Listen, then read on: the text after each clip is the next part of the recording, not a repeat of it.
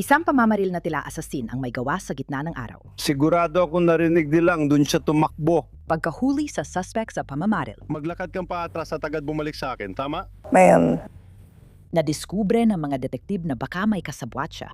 Nagbabantayan kayo para sa isa't isa. Tama ba? Ganyan ang ginagawa ng magkakapatid na lalaki. Narito ang Inside the Crime mula sa Law and Crime. Ako si Elizabeth Milner.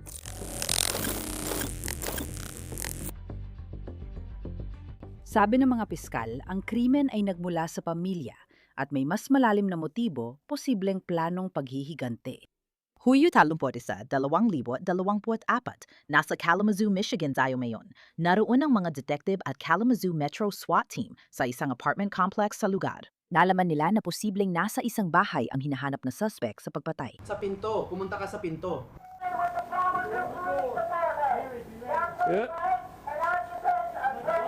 Pulis! Ipakita ang mga kamay mo! Lumabas ka na ngayon! Lumabas ka! Itaas ang mga kamay! Itaas ang mga kamay!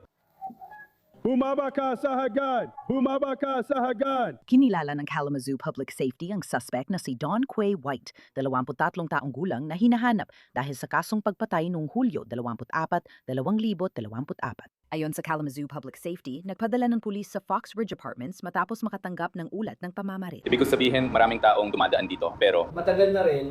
Maganda talaga. pwede mo ba kaming bigyan ng t-shirt? Pakiusap. Kung meron tayong kakayahan para gawin yon, gawin na natin. Mananatili ako dito kasama yon, at kapag may nakuha ka ng mas maraming tao, simulan mong i-check ang mga camera sa buong gusali.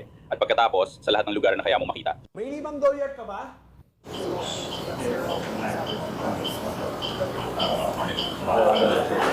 Nang unang dumating ang mga pulis, natagpuan nilang isang 30 taong gulang na lalaki na may tama ng bala. Kinilala siya ng pulisya bilang si Charles Lee Weir, 30 taong gulang. Anong narinig mo ngayon? habang nagpapagupit ako, biglang may mga putok ng baril, kaya napadapa ako sa sahig. Nawala na akong marinig ng mga putok. Sumilip ako sa pinto at pumunta ako sa hagdan. Yun ang sinasabi ko. Sige, alam ba yung lalaking nakahiga doon? Nakita ko na siya rito dati, pero hindi ko siya kilala. May nakita ka pa ba iba ng binuksan mong pinto? Wala. Kung huhulaan mo, saan mo sa tingin nanggaling ang mga putok? Tama, dito sa labas. Dito mismo sa labas. Oo. Uy, nagsimula na kaming maghanap ng lokasyon para sa eksena. Hindi niya. May naisip ka pa bang iba? Wala, ang bilis talaga. Sige, kung okay lang na maghintay ka dito, kasi kung kailangan talaga namin bumaba, hindi ka na makakadaan. Kung gusto mong maghintay dito, ayusin at sisiguraduhin naming ligtas ang lahat.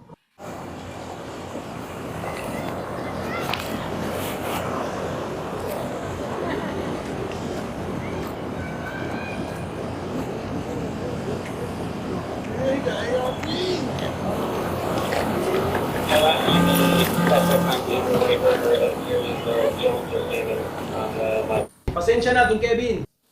Pasensya na. Nagsimula na ba tayo maghanap ng aktual na lugar kung saan nangyari ang mga putok? Tama yon? Yan ang gagawin natin. Pinapapasok ko ng mga tao para magsimulang magtanong. So, makikita ka namin na papasok? Oo. Yan ang pinag-uusapan natin. Apat na. Handa akong tumaya na doon siya tumakbo. Kaya malabo ito at malabong bakas lamandaan, sang-ayon ako. Sige. Sa tingin ko, ibang tao. Hindi, sa tingin ko, nandito siya. Ay, Diyos ko. Dinala si Charles Lee Weir sa ospital, ngunit hindi siya nakaligtas sa pamamaril. Matapos pang mag-imbestiga ang mga detective, natunton nila si Don Quay White. Maglakad kang paatras, bumalik ka agad. Tama ba? Ma'am? Hands behind your back, interlock your fingers. At nakakandado sila. Ayos ka lang ba? Ako na bahala.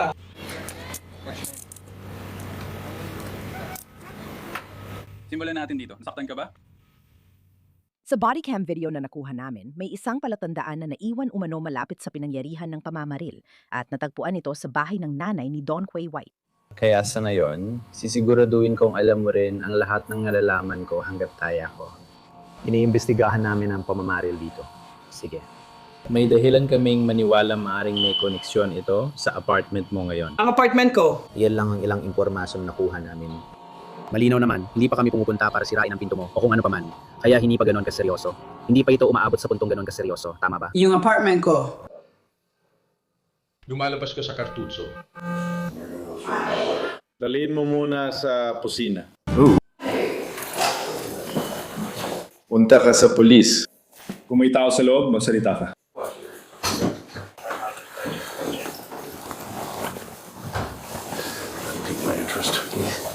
Itong backpack na kakaiba ang pagkakalagay. Oo.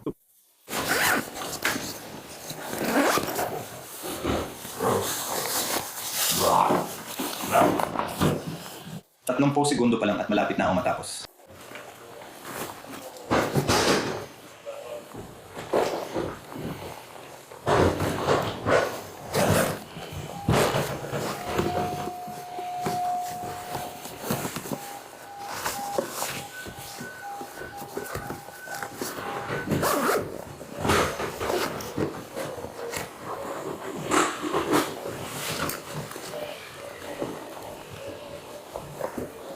Sa totoo lang, ang ID na nasa backpack na to ay para kay Don Quay White. Siguradong nasangkot na siya dati sa ilang investigasyon ng pamamaril. Maganda yung lead para sa investigasyon. Alam kong ikaw at boyfriend mong si Bill lang. Siya ba yung nagdala ng pagkain at iba pa? Sige. May iba pa bang pumapasok o lumalabas sa apartment mo o kahit ano pang ganun? Wala. Anak ko lang ang dumadaan para bumati ng hi mama at yun lang. Sino ang anak mo? Don Quay. Sige! Iyan sana ang sunod kong tanong tungkol sa backpack na may ID para kay Don Quixote. Dinala ng alay ng anak niya ang mga damit niya dito. Nilaban niya ang mga iyon. Gaano nakatagal yon? Kahapon. Mag-fast forward tayo sa sumunod na linggo kung kailan inaresto si Don Quay White dahil sa warrant na yon. Ngayon, ang pagdating ng SWAT team sa isang apartment complex sa gitna ng araw ay siguradong makakatawag ng pansin ng maraming tao. Maraming nakatingin habang dinadala si Don Quay. Sige, di mo maalala kung sino yung mga lalaking yon. Salamat sa inyo mga pare! Lumakad ka palabas dito sa direksyon mo doon. Grabe. Ano, sige. Nandito na tayo. Pero umatras muna. Sige. Salamat. Salamat.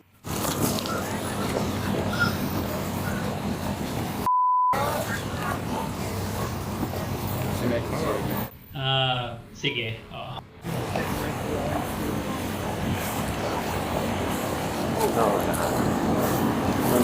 Oo. Anong meron? May dala ka bang anumang makakatusok o makakasugat?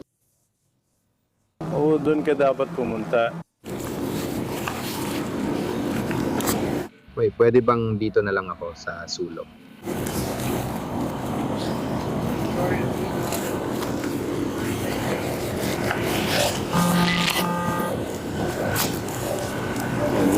Oh, gusto mo bang umupo?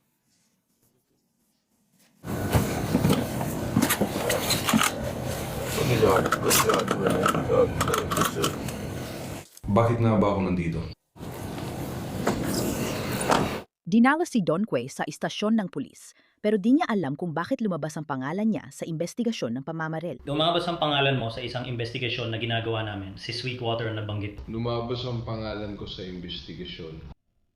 Kailan? Sa tingin mo, tungkol saan ito? Wala akong pakialam kahit lumabas pangalan ko. Hindi ko kaya tingnan pangalan ko.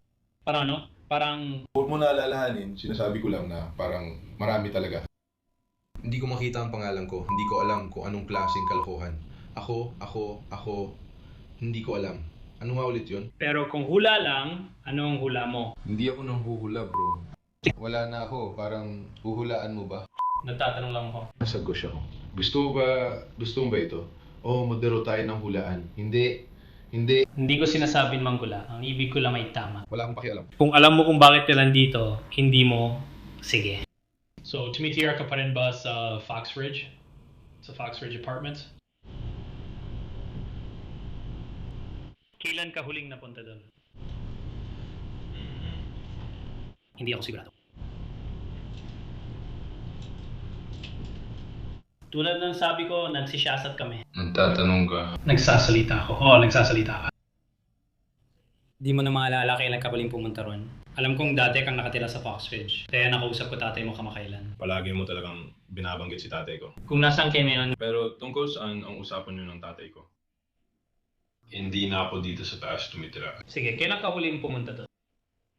Hindi ko alam Bro, sige. ilang araw, ilang linggo, ilang buwan. Hindi ko maalala. I'm over on so much, bro. I don't know, bro. Can't make me remember. Oo, hindi ka namin tinatangkaan. Sinasabi ko lang na dapat mong sabihin kay Michael David pero ako ililipat-lipat lang. Kung tatanungin ako kung kailan huli akong bumisita sa kaibigan Tito sa kapitbahayan, masasabi ko agad, tama.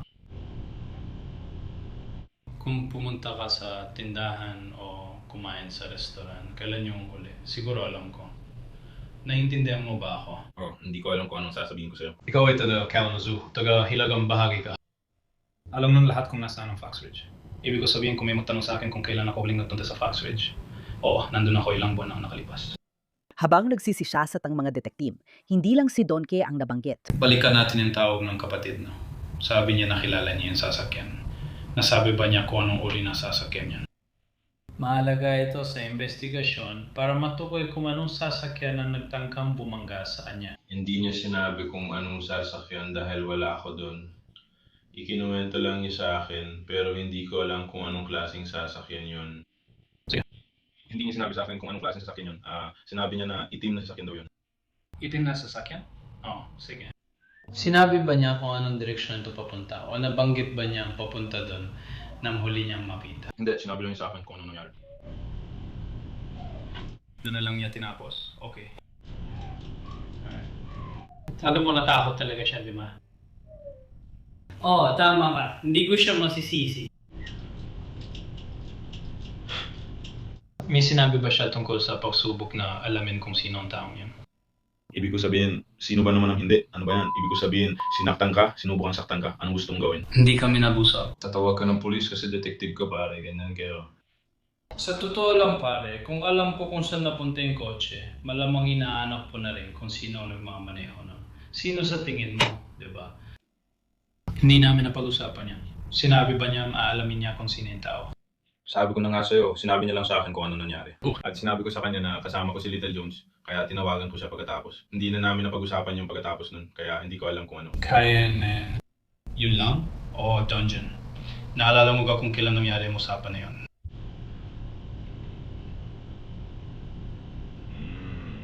Ayon sa pulisya, kapatid ni Don Quay White si Deontay Armstrong. Habang inaalam pa ang motibo ng pamamaril, lumalabas na maaring paghihiganti ito. Hindi niya binanggit kung sino ang gumawa nun o anumang bagay na ganun. Hindi ko sinusubukan tanungin ka ng paulit-ulit tungkol sa parehong bagay. Nagtanong lang siya, alam mo ba kung ano, nalaman ba niya o alam ba niya kung sino ang gumawa nun? At itatanong mo rin ang parehong sagot na hindi. Ano ba yan? Hindi ko alam. No. Kakasabi ko lang sa'yo, sinabi niya kung ano nangyari at hindi na namin yan napag-usapan mula nun. Kaya hindi ko alam ang totoong nangyari o kung alam niya kung sino may gawa nun. Bro, ang dapat para dito.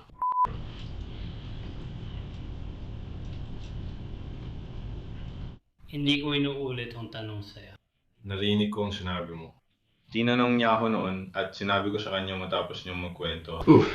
Hindi ko siya nakausap tungkol dito kaya di ko alam kung nalaman niya kung sinong gumawa nun.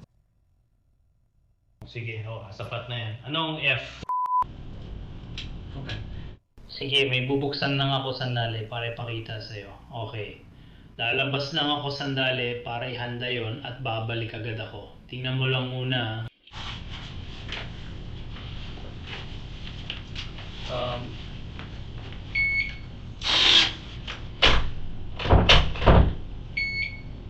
Siguro. Hilahin ng malakas.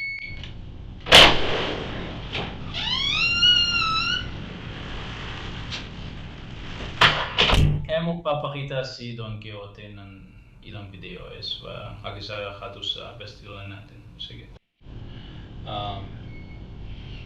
Nakapunta ka na ba dati sa gusaling ito? Sa silid na ito? Hindi pa kaya. Ipapakita namin sa iyo ang ilang video na sana makatulong magbigay linaw. Karamihan dito ay tungkol sa insidenteng muntik matamaan ang kapatid mo. Sinabi ba niya kung nasaan tayo?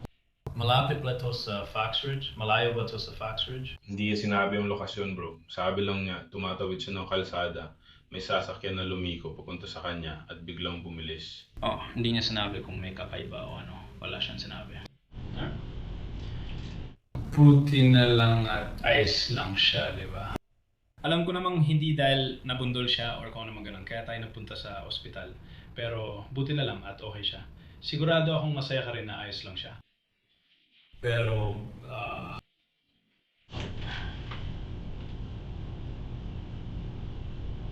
tinawagan ako ng police na yun. Subukan natin tanggalin ang boses na yun. Sige. Okay, sandali na. May muntik na makabundol sa kanya gamit ang kotse. Sinabi ba niya sa'yo na sinadya ng lalaki? Sinabi ba niya sa'yo na sinadya talaga ng lalaki, babae, o kung sino man? Totoo bang sinadya? O paano? Sinadya talaga nila. Lumiko pa sila papunta sa kanya at binidisan pa kasama ang pamilya. Hindi aksidente yon. Nawalan ba sila ng kontrol? Pagkaraan ng isang oras ng interogasyon, nagbago ang lahat ng ipakita ng mga detektive kay Dongquay, ang surveillance video na nagpapakitang tumatakbo siya mula sa pinangyarihan. Doon siya nagsimulang magsabi ng totoo. Paano mo nalaman na may nangyayari sa pagitan ng kapatid mo at ng lalaking yun? Alam mo na ba nun? Hindi. Ibig mo sabihin, hindi mo alam ang mga alitan bago mo siya barilin. Sige. Sa pagkakaalam ko, wala naman. Baka may nangyari noon, pero hindi naman niya sinabi yun. Oo, ginawa niya. Sabi niya, tawagin ko lang siya at lalapit siya. Huwag mong kalimutan na makikipagkita ako sa kanya. Parang dapat mag-hi kami at magsasama. Yun talagang dahilan kaya lalabas ako. Pupunta ako para kumuha ng nacho wood. Nung nakuha nung kapatid ko yung isa pa, nakuha niya yung asong kakaibang kilos, pati yung kotse na parang kakaibang galaw. Kaya hindi ko alam, natakot ako. Gusto ko sana sabihin, hindi ko alam anong nangyayari. Kailan mo siya binaril nung bumaba siya ng kotse? Nasa lupa ba siya ng kotse nung binaril mo? Bumaba ba siya bago mo siya binaril?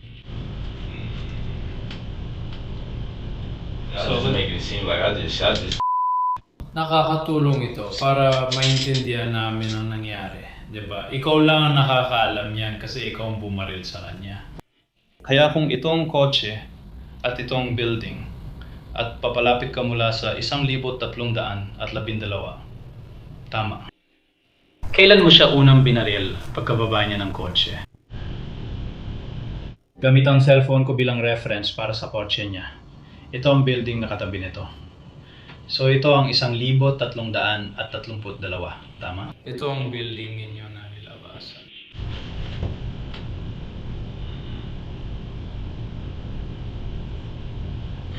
Saan parte siya nakatayo nung nagsimula ka mapaputok?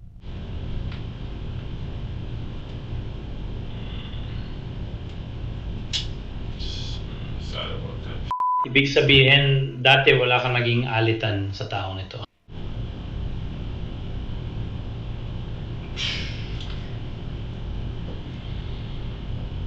Oh, eh.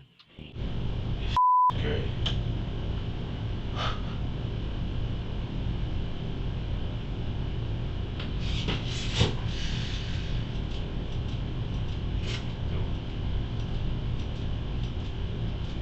May sinabi ba siya? May sinabi ba ang lalaki sa'yo habang nangyayari ito? Wala ba siyang sinabi kahit isang salita sa'yo?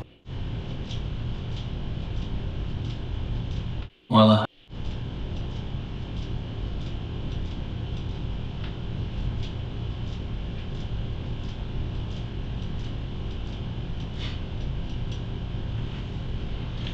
Nagsisisi ka ba sa ginawa mo?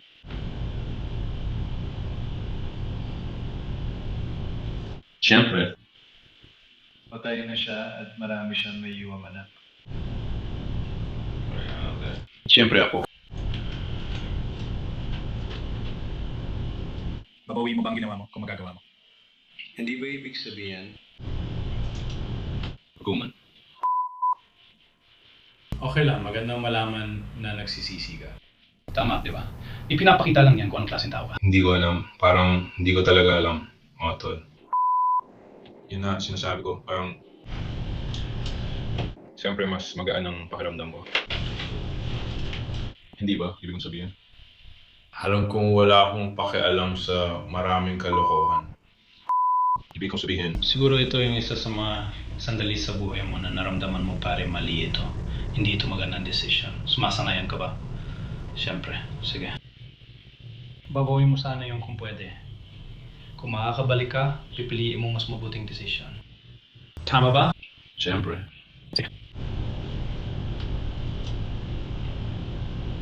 Kinasuhan si Don K. Wright ng open murder na kalaunan ay naging premeditated first-degree murder at mga kasong may kinalaman sa armas. Sabi ng pulisya, matapos ang pamamaril, sinasabing nakita sa video si Dong Que na inabot ang baril sa kapatid niyang si Deontay Armstrong. Naaresto si Deontay pagkalipas ng ilang buwan, noong Oktubre 2024. Ayon sa ulat, naaresto siya malapit sa Chicago ng US Marshals at ibinalik sa Kalamazoo. Sa kanyang interogasyon noong Oktubre 10, 2024, hinarap si Deontay ng ebidensyang video. Ngunit iginiit niya na hindi baril ang inabot sa kanya ng kanyang kapatid. Bago ma-pause, tingnan ng lower right ng screen. Nakikikita mo yung tao, dun mismo. Dong Que. Doon lang talaga nangyari ang pamamaril. And like, Ngayon, panurin mo lang ha. Ginagawa niya yun, pasensya na. Hindi ako, tuloy-tuloy lang siya sa ginagawa niya rito. Kaya tinatype ko ito. Kaya siguro iniisip nyo, ano ba talagang gusto nyo sabihin? Parang ganun. Ipinapakita ng camera ang totoong ibig nyo sabihin, pero hindi ko maintindihan kung gusto niya talaga. So tingin ko, ipinapakita ng camera na nakita kayo at ipinapakita rin na may kinuha ka mula sa kanya. Kaya, hindi ko ibig sabihin yun. Alam ko na laging natitayamot sa akin, laging namamatay. Pero, gaya ng sinabi ko, hindi ko may ipapakita sa inyo. Tama na. Basta, sige, i-fast forward mo na lang. Hanggang sa wala na. Kaya,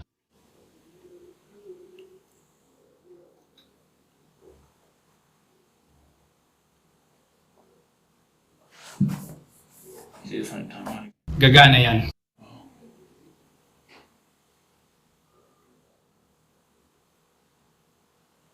So ikaw yan na bumabalik, tama? Anong kinuha mo sa kanya? At tandaan mo, kasi sabi niya gusto niyang makipagtulungan. Para hindi ako magsisinungaling. Kung ikaw, ewan ko. Gusto ko sanang umalis at subaybayan siya. Pero nung ginawa niya yon, sinabi niyang handa na siya. Nasa cellphone damo at balat niya. Nilagay niya pareho ang mga baril dito mismo. Binigay niya sa akin ang cellphone niya. Hindi kami nag-usap tungkol sa pagdala ng bata. Pero ikaw ang magmamaneho. Walang sumagot sa pinto. Walang may ayaw sa video na yon. Huwag mo ipakitang binigyan mo ako ng baril. Dinala ko siya palayo, hindi siya anak. Sabi mo lang na gusto mo makipagtulungan at magsabi ng totoo. At nakikipagtulungan naman ako. Makinig ka. Hawak ko yung telepono niya at yung mga droga niya. Literal na telepono niya at droga niya at sabi niya, babalik ako agad. Pumunta siya sa bahay ng nanay niya, kinuha ko yung telepono niya at yung nanay ng anak niya ang sumagot. Parang kahit na naglakad lang siya, kung makikita mo talaga, kinuha niya, itinago niya at inilagay sa bulsa niya. Kung itinago niya siya dito mismo. Kung paano yung baril ay nasa bulsa niya, pumunta siya sa bulsa niya at iniabot sa akin, nasa bulsa niya talaga.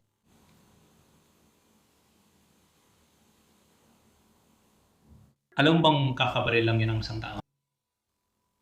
Hindi ko sasabihin yan pero siya ang nagsabi Sige. Sinabi niya.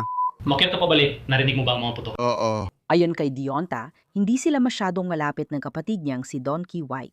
Marami akong alam tungkol sa iyo at sa kapatid mo. Malino naman. Pero hindi naman talaga kami ganun kalapit. Pinagtatakpan lang, alam mo na.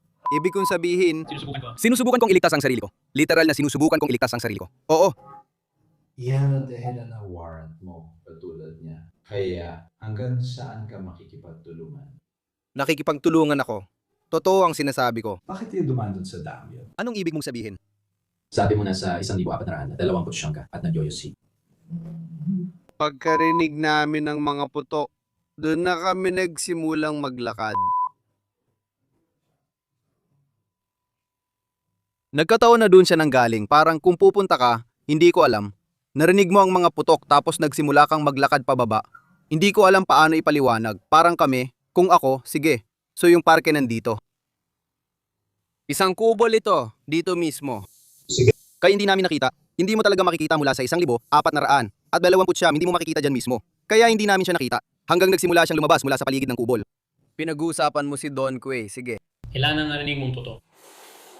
Hindi, mga dalawa. Nagkwento si Dionte dahil akala niya bibigyan siya ng kasunduan ng taga-usig. Sabi niya, alam niya kung ano raw ang nangyari sa nawawalang baril na ginamit sa pamamaril. Ginusto mo bang mabaril si Chok noong araw na yon? Hindi ako nagsabi kay Don Quay na barilin siya. Gamit na Eddie ang telepono ko at sinabi niyang magdala ako ng baril. Kaya mula nun, pagkatapos nun, hindi ako ang dahilan. Kaya alam kong hindi niyo na uulitin yan. Nagtatanong na ako. Hindi ako dahilan ng pagkakabaril ng lalaki. Nagustuhan mo ba? Wala ako sa kotse at hindi ko binaril ang lalaki?